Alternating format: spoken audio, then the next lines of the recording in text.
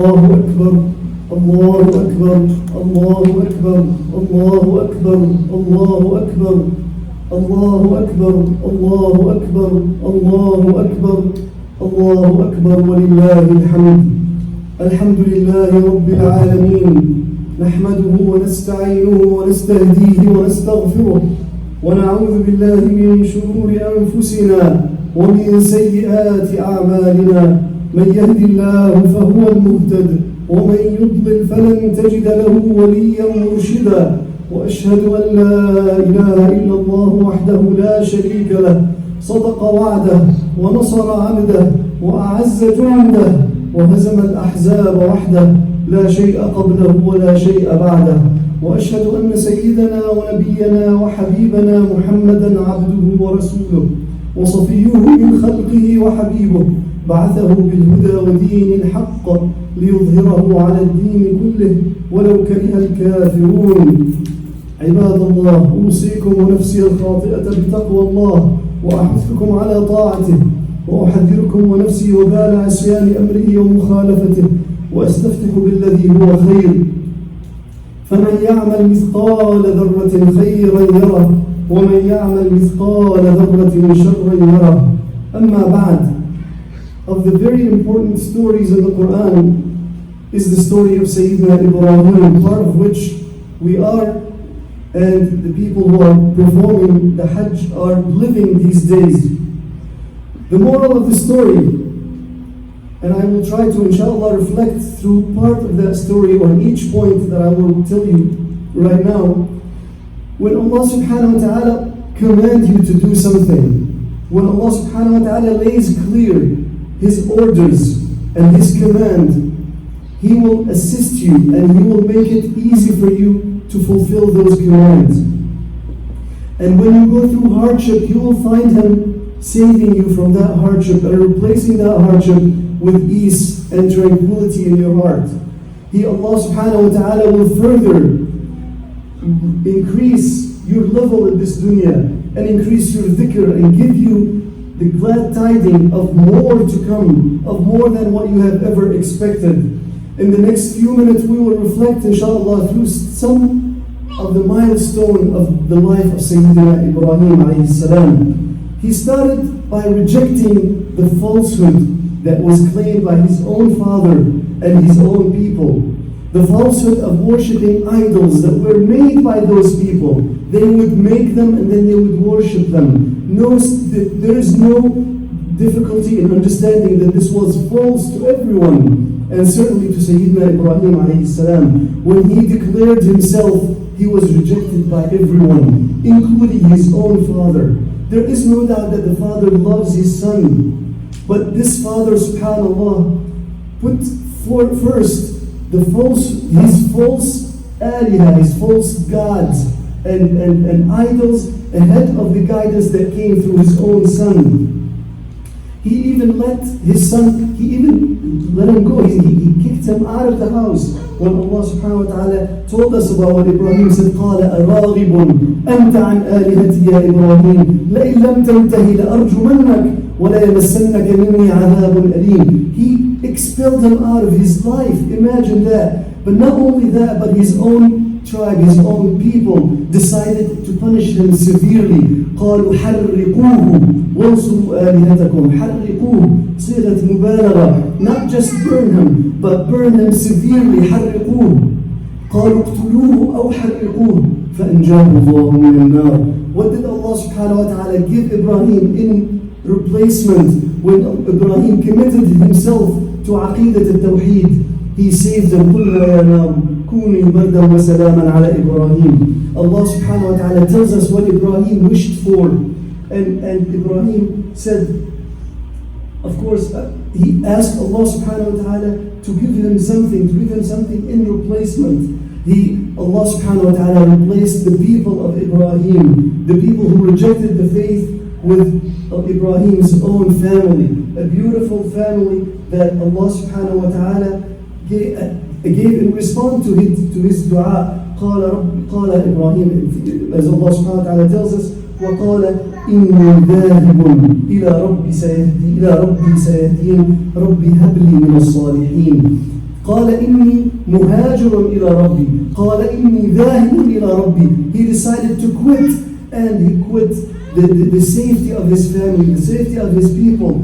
He quit a lot of things that would be close to his heart, the safety and the tranquility of living in his own city. He migrated away. What did Allah subhanahu wa ta'ala do? وَوَهَبْنَا لَهُ إِسْحَاقَ وَيَعْقُوبَ وَجَعَلْنَا فِي ذُرِّيَّتِهِ النُّبُوَّةَ وَالْكِتَابَ. Ibrahim asked for better people who would accept the message. Allah subhanahu wa ta'ala gave him even more people who would invite to that message. Allahu Akbar, Allahu Akbar, Allahu Akbar, walillahi alhamd.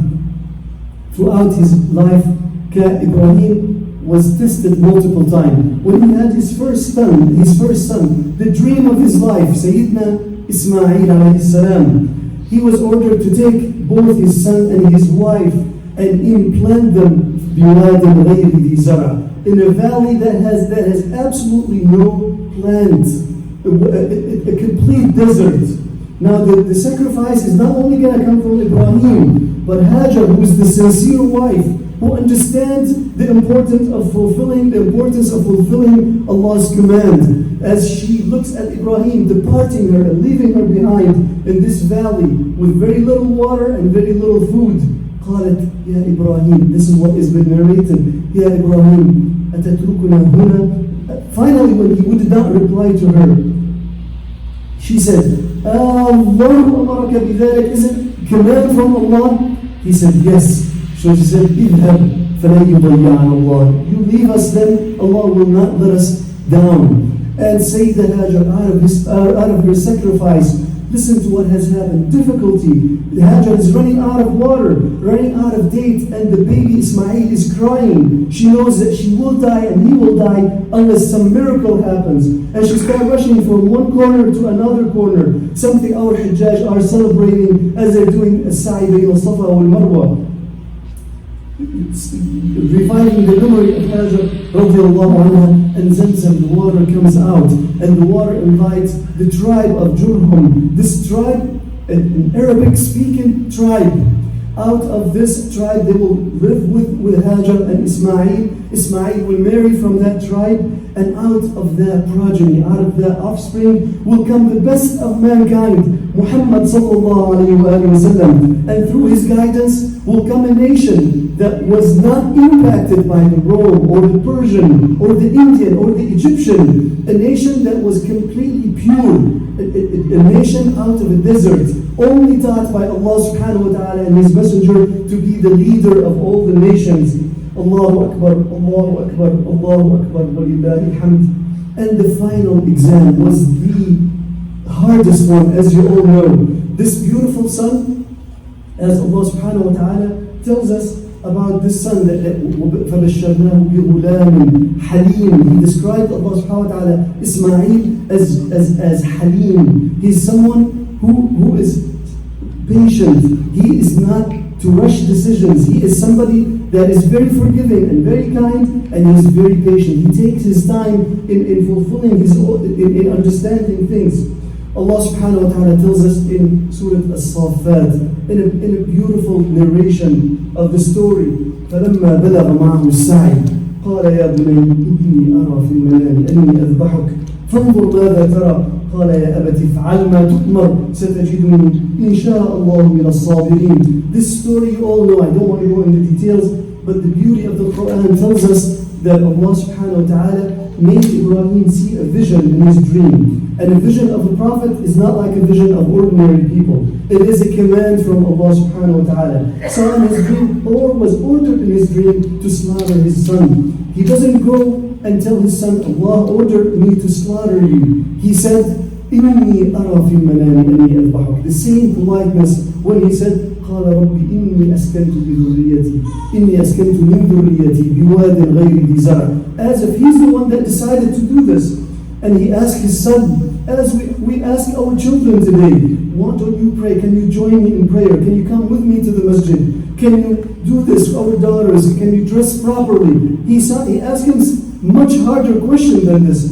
I see in my dream that I'm slaughtering you. What is your opinion? And some قراءة حمزة والكسائي فانظر ماذا تري. Show what you are going. Show me what you're going to show of yourself, of your qualities, of your endurance of the orders and commands of Allah subhanahu wa ta'ala. قال يا أبت افعل ما تؤمر. Do whatever Allah has commanded you. ستجدني إن شاء الله من الصابرين. And he certainly was enduring, and he certainly was patient as Allah subhanahu wa ta'ala praised them. إنه كان صادق الوعد. He fulfilled his orders. But Allah subhanahu wa ta'ala, of course, will not let this happen. As you know the story that Allah subhanahu wa ta'ala replaced that slaughter with the slaughter that inshallah many of us will be doing today, feeding the poor. Allah subhanahu wa ta'ala says, فَلَمَّا أَسْلَمَا, when they both submitted. And this is what I pray that Allah subhanahu wa ta'ala enable us and all our children, our offspring in this community and in this country, that we all submit, our wives submit, because the success of this community is not an individual success. Everybody has to participate. Everybody has to submit. فلما أسلم وتله للجبين وناديناه أي يا إبراهيم قد صدقت الرؤيا إنا كذلك نجزي المحسنين. That this is how we reward the good doers. This is what I want to focus on. Our glad tidings. It is not just for Ibrahim. إنا كذلك نجزي المحسنين. Whenever you are giving up something for the sake of Allah, whenever our young sisters are giving up, they're showing their beauty and showing their makeup and other things. Whenever you are giving the interest and riba, whenever you are giving up haram or aqood fasida or false and inappropriate and invalid transactions, Allah will replace it for you. إِنَّا كَذَلِكَ نَجْزِي الْمُحْسِنِينَ. What did Allah subhanahu wa ta'ala said? إِنَّ هَذَا لَهُوَ الْبَلَاءُ الْمُبِينُ. None of us will be tested with such a hard test. We are going to be tested with much less tasks. But Allah subhanahu wa ta'ala says, كَذَلِكَ نَجْزِي الْمُحْسِنِينَ. Twice repeated in Surah As-Saffat, كَذَلِكَ نَجْزِي الْمُحْسِنِينَ. And then the glad tidings. Allah subhanahu wa ta'ala says, وَتَرَكْنَا عَلَيْهِ فِي الْآخِرِينَ. And what did Ibrahim return with? He did not return with a dead body, with a decapitated body. He returned with this bushra. Allah subhanahu wa ta'ala says, وَبَشَّرْنَاهُ بِإِسْحَاقَ. After this, وَبَشَّرْنَاهُ بِإِسْحَاقَ. Not only are you going to keep Ismail, but we are going to also get Ishaq. Allahu Akbar, Allahu Akbar, Allahu Akbar, wa lillahi alhamd. What is the relationship between this as a test? Why is this given to Ibrahim? As he reached his epic, his highest point of commitment to Allah subhanahu wa ta'ala, and he became al-Khalil, he had to prove that there's nothing in his heart more dear than Allah subhanahu wa ta'ala. وَالَّذِينَ آمَنُوا أَشَدُّ حُبًّا لِلَّهِ.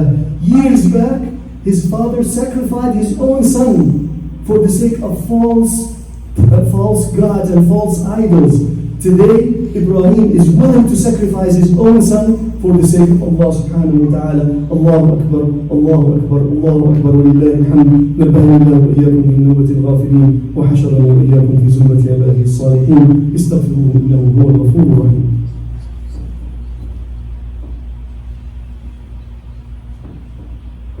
الحمد لله الذي هدانا لهذا وما كنا لنهتدي لولا أن هدانا الله. والصلاة والسلام تمام الأكملين على سيدنا محمد وعلى آله وصحبه ومن والاه ومن تبعهم بإحسان إلى يوم الدين. الله أكبر، الله أكبر، الله أكبر، الله أكبر، الله أكبر، الله أكبر، الله أكبر، ولله الحمد. What a beautiful outcome that we hope that we were all going to go through. Every time you are challenged by shaitan that this order doesn't make sense. Why should Allah subhanahu wa ta'ala and His Messenger interfere with my private life, interfere with my personal choices? This is one way to understand this, that Allah subhanahu wa ta'ala is commanding you for the best of you to come out, inshallah. And He will replace every hardship that you go through. Some of His orders will be difficult to fulfill, but Allah subhanahu wa ta'ala has given you the strength to do it. لا يكلف الله نفسا إلا وسعها. We definitely don't want to be or our children to have the destiny of the son of Sayyidina Nuh. Even at the last time, no doubt that he did everything in his capacity in his life to invite him to Allah. But even as the waves, the huge, the mountain-like waves were about to drown him to death, he would stretch and extend a helping hand, a hand of mercy. He wouldn't say, I told you to come with me. If you don't come, if you don't believe in Allah, I'm not going to let you in the ship. He said, قال يا بني اركب معنا. قال يا بني اركب معنا ولا تكن مع الكافرين. Come with us. Even the last minute, the last effort failed to provide the son with the guidance to save himself. قال سآوي إلى جبل يعصمني من الماء قال لا عاصم اليوم من أمر الله إلا من رحم. This is, of course, a reminder for myself, for our sisters, for our youth, that the commands of Allah subhanahu wa ta'ala can be challenging, can be difficult for you to understand, especially if you belong to different cultures, but the outcome is always going to be good if you fulfill those commands and do your very best. Allahu Akbar, Allahu Akbar, Allahu Akbar, walillahi alhamd. Today, inshallah, alhamdulillah, is our Eid. We celebrate this, try to bring joy to your family. Of course, refrain from hugging. Probably shaking is probably okay, but if you refrain from that, that would be better. Make sure you connect with your families, especially those who are overseas. Make sure you remember the poor, the orphan, those who are less fortunate. They don't even have enough food to eat in the day of Eid. Allahu Akbar, Allahu Akbar, wa lillahi alhamd. Sallallahu ala sayyidina wa nabiyyina Muhammad wa ala alihi wa sahbihi ajma'in. Assalamu alaikum wa kullu aam wa antum.